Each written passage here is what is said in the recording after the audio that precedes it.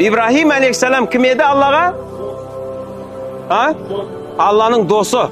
Sınaқты en köp көрген пайғамбарлардың бірі. Allah'ın жақсы көрген құлдарынан, пайғамбарлардан. Сол кісіні көреді алейхиссалам.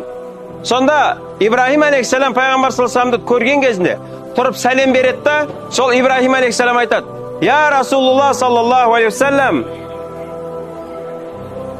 ümmetine